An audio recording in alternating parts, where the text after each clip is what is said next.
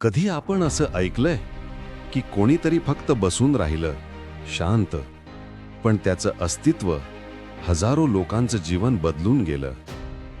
एखादा मनुष्य ज्याने ना मोठी सभागृहे घेतली, न लाखोंना प्रवचन दिलं, न सोशल मीडियावर स्वतःला प्रसिद्ध केलं, पण तरीही त्याचं नाव भारतापासून अमेरिकेपर्यंत अरबो लोकांसाठी श्रद्धेचा आधार बनलं.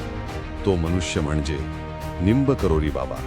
नीम करोरी बाबा, ज्यांना लोक नीम करोरी बाबा, महाराजजी किंवा बाबा लक्ष्मणदास म्हणूनही ओळखतात. त्यांच्याबद्दलचा सर्वात मोठा प्रश्न आजही तसाच आहे. ते साधा मनुष्य होते की काहीतरी अधिक? साध्या पांढऱ्या वस्त्रांत, शांत निर्विकार चेहरा, पण त्यांच्याजवळ बसणाऱ्या हजारो लोकांनी अनुभवली शांतता, समाधान आणि कधीकधी अशक्य वाटणारी घटना. त्यांचा जन्म, बालपण आणि गुरूंचा प्रवास याबद्दल फार कमी माहिती उपलब्ध आहे. कदाचित हीच गोष्ट त्यांना अधिक रहस्यमय बनवते. ते राजे महाराजांपासून ते सामान्य लोकांपर्यंत सर्वांशी सारखं वागायचे. त्यांनी कधी स्वतःबद्दल बोललं नाही, ना लोकांना आपल्याला देव म्हणायला परवानगी दिली.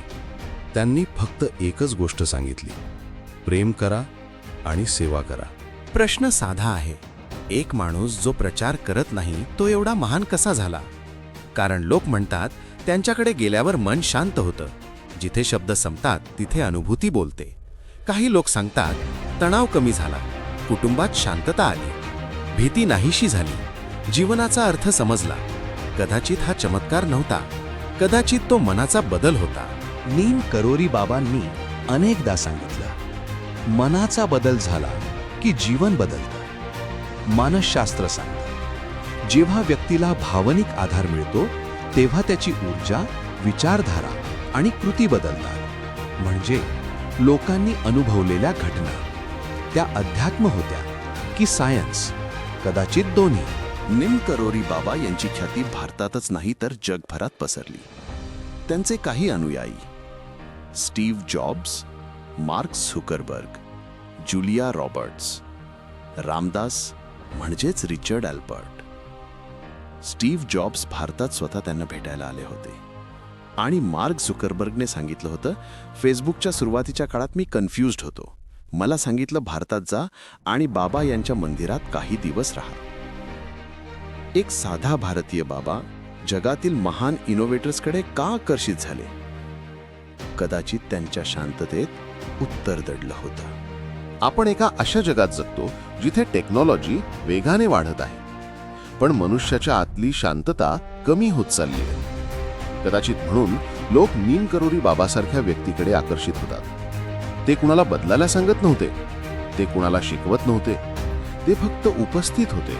त्यांच्याशी जोडलेल्या अनेक कथा आहेत. काहींना त्या आध्यात्मिक वाटतात, काहींना त्या वैज्ञानिक दृष्टीने प्रश्न निर्मिती करणाऱ्या. पण एक गोष्ट स्पष्ट आहे, जिथे श्रद्धा असते तिथे तर्क मागे सरतो.